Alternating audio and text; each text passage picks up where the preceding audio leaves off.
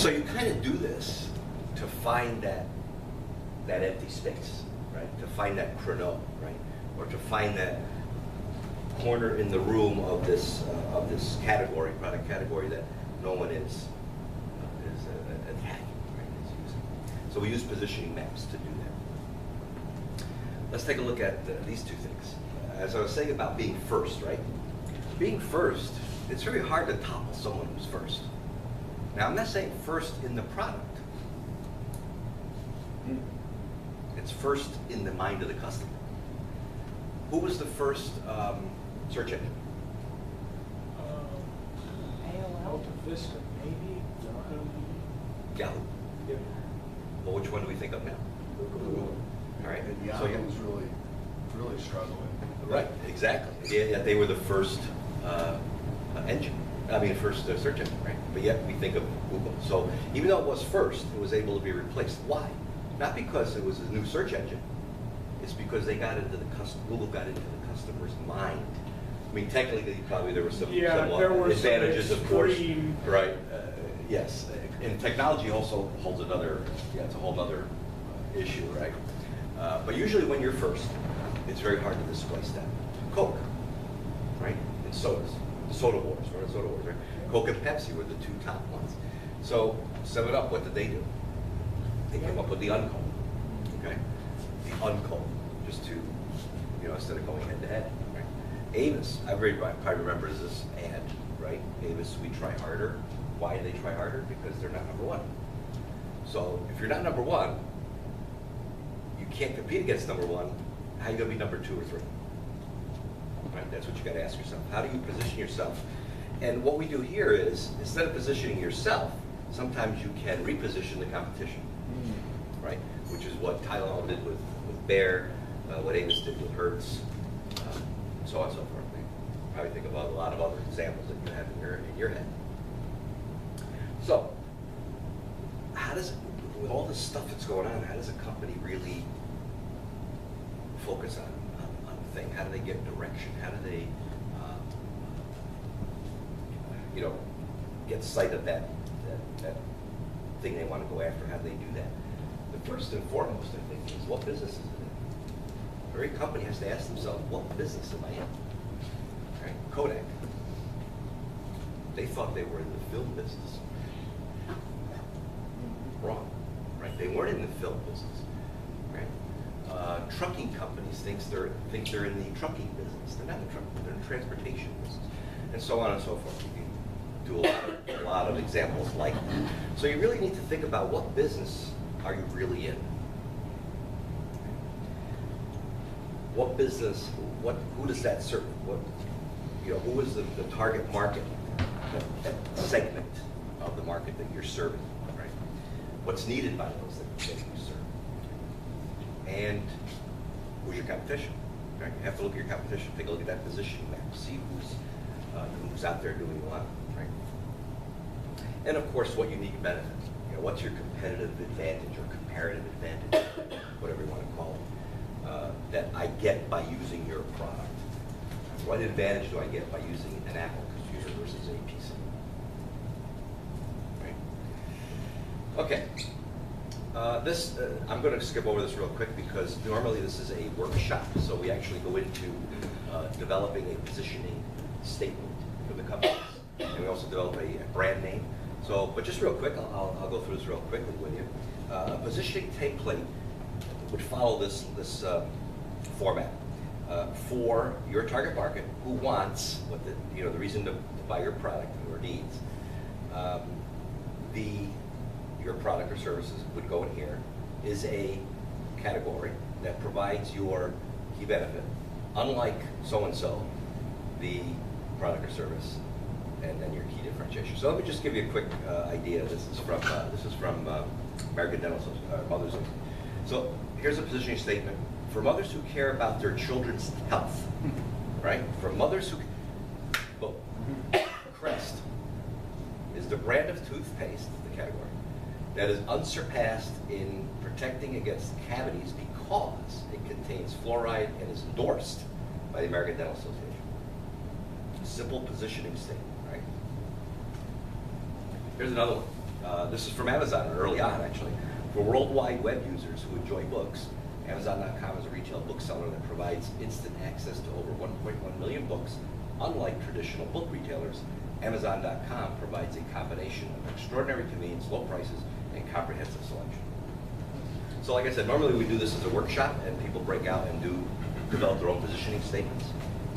So, that's, I know I'm going kind of fast, and it's a little different with the laptop here, but I just want to, if there's any questions, please, it's not, you know, you can stop and ask any questions. I'm going to go into a little bit of branding now, talk a little about the difference between those two things. All right, so if anybody has any questions or comments or examples that I didn't think about, it'd be great to hear. All right, so branding. What's the difference between branding and positioning? Essentially, branding is what is the experience I get from using your product, right, or service? What can I expect by using your product or service? And positioning is really about why am I buying you? What's different about you? Right? What makes me buy you? Why are you different? That's the difference between branding and positioning. And like I said, positioning builds brand value. And I want to show this. I know it might be hard to see on here, and Steve Jobs. Everybody knows Steve Jobs, of course. I show this little clip because it's about marketing. This. Let me give you a little background. This is 1997, after Steve Jobs came back to Apple. Right? I don't know if you recall, but Apple was on the verge of bankruptcy, and they had a ton of products, many different SKUs, right? Different types of products at different levels. And Steve Jobs come back, and he made a huge change in the distribution product mix, and also in the marketing. And that's, I want to show you this clip, and I'll see if we can hear it. The audio's a little bit odd, but there is subtitles underneath. Oh, wait a minute. Do we have internet here? We do have internet. Hey, Dan? Oh, I guess I should connect, right? I'm sorry about that. I didn't think about connecting. Let me just connect to the internet real quick. It's Harvest Cafe. Yeah. Secured or open? Open. What is the internet password, you know? Just open or secured? Just use the guest account. Use the open account? Yep. Okay. There we go. All right. Work.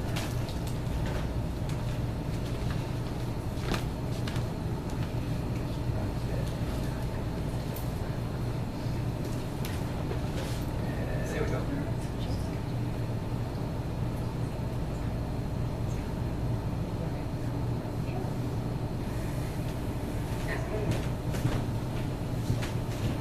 Watching that out. This is a very complicated world. It's a very noisy world. And we're not going to get a chance to get people to remember much about us. No company. And so we have to be really clear on what we want to know about us. Now, Apple, fortunately, is one of the half a dozen best brands in the whole world. Right up with Nike, Disney, Coke, Sony. It is one of the greats of the greats. Not just in this country, but all around the world. And to be a great brand,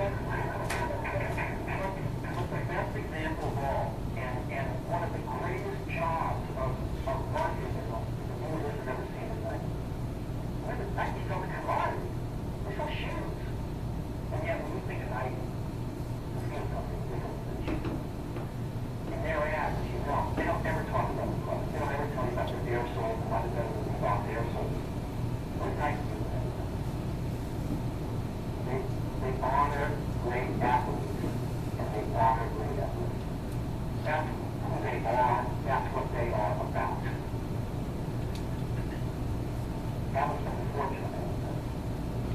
Never know. Never know. So, when I got here, that was aspiring to a competition of 23 secret original signal. And I got up and we hired Shively, the agency that I was fortunate for years ago, created an award-winning fortune bonus that had a name by exercising professionals. And we started working about it, and the question we asked was, our customers want to know who is Apple, and what is it that we stand for? Where do we fit in this world? And what more about isn't making boxes for people to get their job, although we do that well. And that's better than almost anybody in the company. But Apple's about something more. Apple at the core, its core value is that we believe that people with passion can change the world for them. That's what we do. We have the opportunity to work with people. We have the opportunity to look at people like all the software developers and customers. We have done some big and some small. And we believe that in this world, people can change it for them. And that those people are crazy enough to think they can change the world. And so, what we're going to do in our first brand marketing campaign in several years is to get back to that core value. A lot of things have changed. The market's a totally different place than it was that year. Apple's totally different. Apple's place is totally different. The way the products and the communication strategies and manufacturing are totally different. We understand. But values, core values, those things shouldn't change. Things that Apple believes in at its core are the same things that Apple believes in. And so, we wanted to find a way to communicate this. And what we have is something that I am very moved by. It honors those people who have changed. Some of them are living, some of them are not. And the ones that aren't, as you'll see, will know that there's everything they can do to win.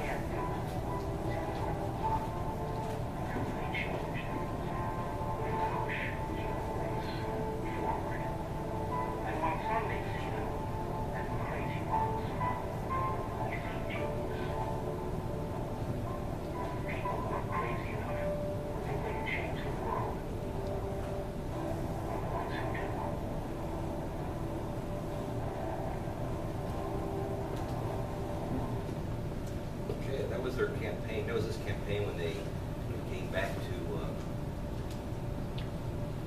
Apple, right? That Think Different campaign. So, what was he doing there? Have you ever heard of the 4 Ps?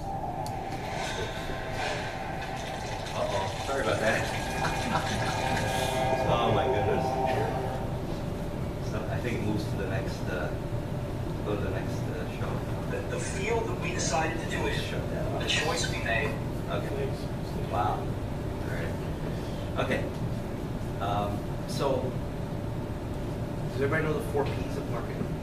Product, price, right? Place. No? Positioning. Product, price, place, price. Price, right, that's part of the 4 Ps, the standard 4 Ps of marketing. Positioning, right, cuts across all of this. Okay? That's essentially what he's talking about there, is that products, distribution, pricing, right, all of those, positioning cuts across. And what he's doing is positioning his company in the mind of the consumer, right? Think different. That's the position they use. And if you think about it, look at his products. Look at their products, right? Beautifully done, right? Distribution practices. Pricing is, why can he get a higher price? Right? Because of where he's positioned in the market, where they position themselves in the market. So, it's Steve Jobs. Okay, so what is a brand anyway? You know, early on, a brand was just something that we burned into something to show ownership, right? That's a brand. But of course, I bet you could name every one of these without even a name up there, right? You can name every one of those.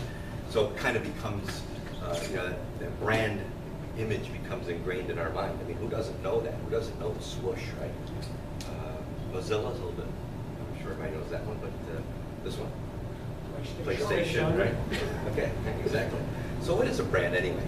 Well, again, I want to read this quote. This is from David Akar, who is I guess you could call him a brand guru. He is the president of Profit Consulting, and he's a marketing consulting firm. And he talks about, his definition of a brand is, and I'm going to read it to you, far more than the name and a logo. Of course, we do talk about names and logos, right? It is an organization's promise to a customer to deliver what the brand stands for, not only in terms of functional benefits, right? Think of Apple now, think of Steve Jobs we just talked about, but also emotional, self-expressive, and social benefits. But a brand is more than delivering on a promise. It is also a journey, an evolving relationship based on the perceptions and experiences that a customer has every time he or she connects to the brand. So today, especially with social media, right? You young millennials, right? Social media, right? Consumers now are connecting with brands in ways that we never used to connect with them before. Now this scares a lot of companies because they feel once it's out of their control, then it takes on a life of its own. And that's actually kind of a good thing. The conversation with consumers is important for further you know, strengthening of the brand, further positioning of the brand. And consumers actually have a say in how the brand operates and how it operates in this commercial world, right? So I want to show you another one. This is a more simple one of what is a brand. This is from CEO of Johnson & Johnson. And this, he says, the capitalized value of the trust between the company and the consumer. The capitalized value of the trust between the company and the consumer. Now think about that for a minute. Equity, brand equity today is a lot on balance sheets of companies, right? The biggest brand equities out there, like Coke, Apple, I think Amazon's up there. I don't. It depends on which survey you look at. You know, the top 10 you'll see. So, oh, you got a projector? No, we're almost done. So. Are you almost done? Yeah, pretty close. All right. That's okay. Don't worry about it. Do your thing. That's all right. Is this okay? We'll just finish. It's working. We'll just finish it this way. That's all right. Well, there is another video we can show. Yeah. That's okay. All right. So anyway, the capitalized value